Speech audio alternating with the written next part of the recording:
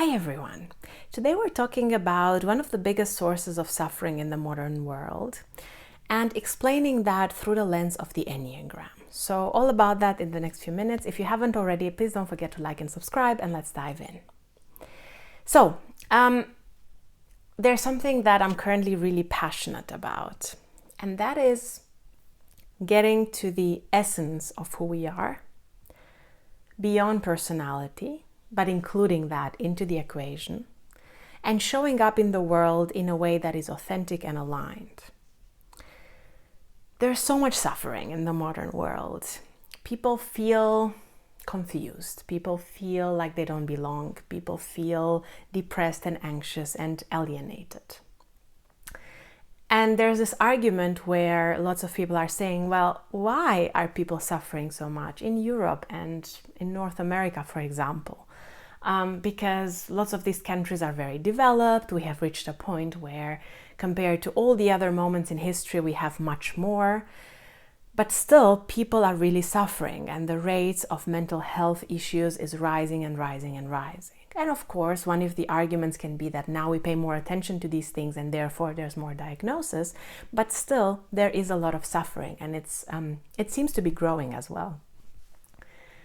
Now, I'm not saying that the thing that I'm going to share with you is the only reason for these things to happen, but I do believe it is an important one. And that is, we confuse love or belonging or connection with validation, appreciation, and affirmation. Deep down, all humans have a need to connect meaningfully with other people. For some people, this need might be stronger than for others. For some people, it might look in a slightly different way, but overall, we all need this because we are social creatures. We all want to be loved, okay? But we often confuse love and connection and belonging with people applauding, with people appreciating us and telling us, hey, you did a good job. Or people giving us a like on social media, or people being impressed at our possessions or our salary or our house or our relationship or our appearance and physique and so on and so forth. And we have this deep drive to keep getting those things that will get us appreciation or affirmation in our families, in our friend groups, in our, workplaces, societies, whatever. And still, when we get to those places, we still feel empty. We still feel like that's not really what we need. And that's because we need love, and love is not something that we get through showing off what kind of things we have accumulated and the list of achievements that we have. Love comes on a much deeper level, really.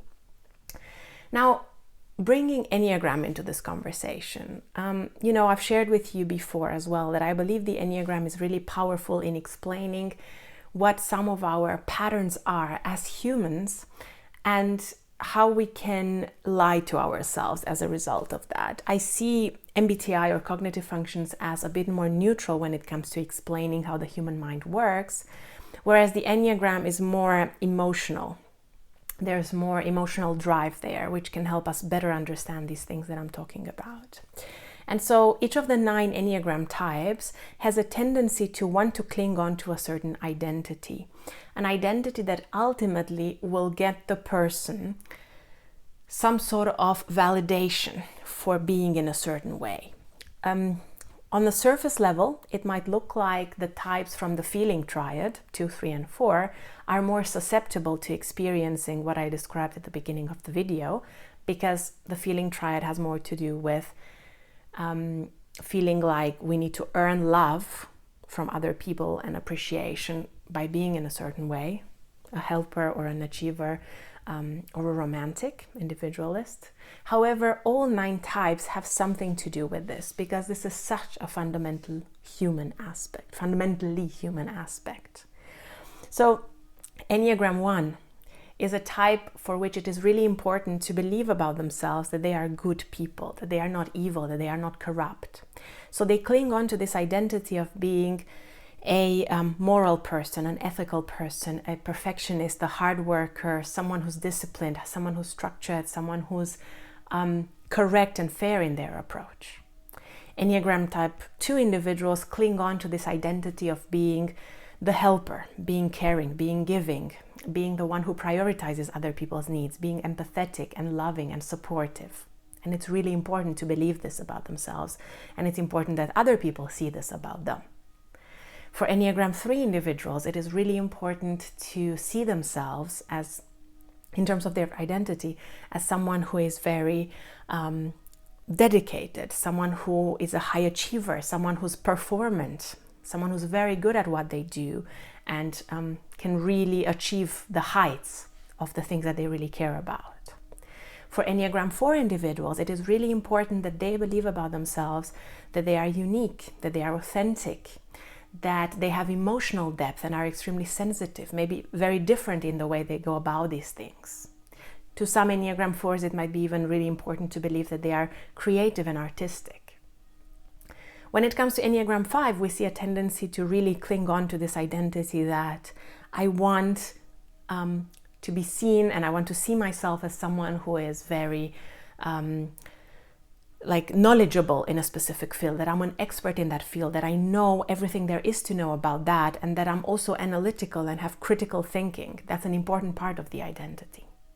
For Enneagram 6, we see a tendency for individuals to want to see themselves as loyal, responsible, dedicated, trustworthy, qualities that they really cling on to when it comes to their identity and self-perception, as well as other perception. For Enneagram 7, it is important to see themselves as people who are enthusiastic, happy, exploratory, able to do many different things and be versatile in their approach.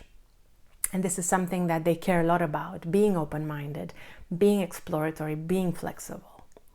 For Enneagram 8 individuals, it is important that they see themselves as being strong, assertive, someone who can deal with challenges head-on, someone who remains resilient and tough in the face of challenges for themselves and for other people.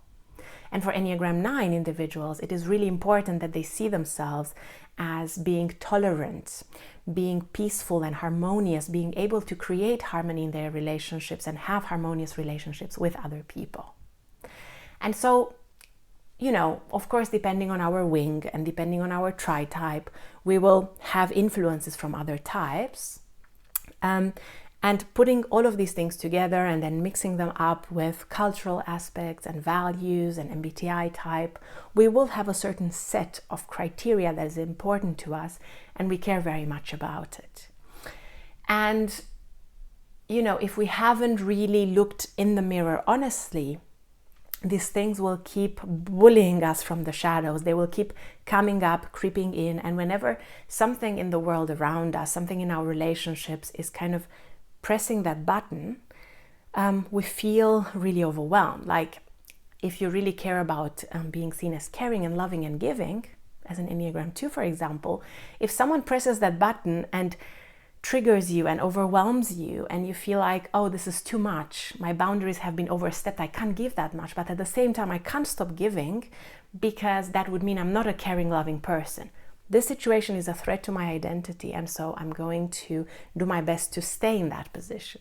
But what happens, you get a huge amount of internal conflict because a part of you wants still to cling on to the identity of being loving and caring and supportive, and the other part of you is like, I'm so exhausted. I can't do all of these things for other people. I can't keep pouring from an empty cup. Or if you're an Enneagram 3 or have strong 3 tendencies, you might want really to be seen as someone who's very performant, has high performance in what you do, is outstanding in what they do. But maybe you go through a period of burnout because you worked so much and you are so obsessed with your career. And again, you experience this internal conflict where a part of you still wants to keep on hustling and still wants to keep on performing at a really high level because that's the identity that you cling on to. But the other part of you is saying, I cannot do this anymore. I'm exhausted. I'm burned out. I really need a break. And these two parts will be in conflict with each other.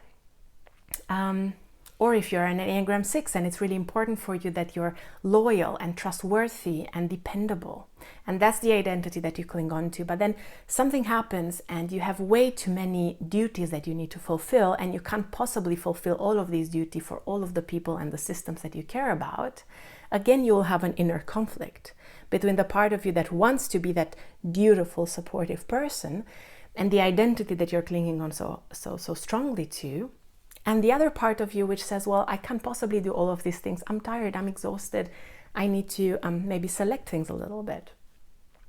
So you see how the logic goes for the other types and the other tendencies as well. And when this conflict happens, when life is not ideal and the circumstances are challenging for how you perceive your identity, you will suffer. And it's really important to remember that people don't just love you for the image that you put on. They might appreciate that. They might get some benefits from you being loving, or from you being moral, or from you being loyal, or for you being tolerant. They might get some benefits for that, or they might appreciate that show that you're putting on.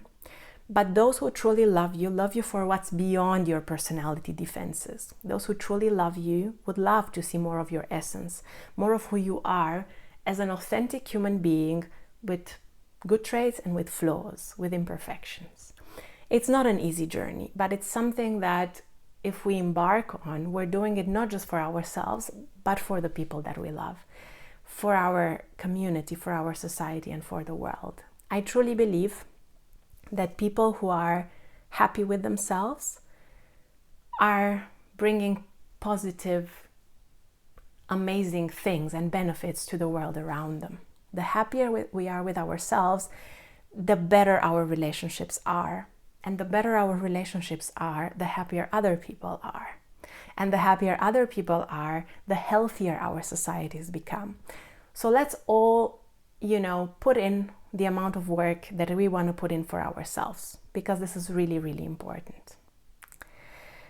Thank you so much for being with me here. It was important for me to share this message with you. I also wanted to let you know, if you haven't heard this from any of my previous videos, that I'm a certified coach with a background in psychology and psychotherapy, and I offer self-awareness coaching sessions to help you get in touch more with who you really are.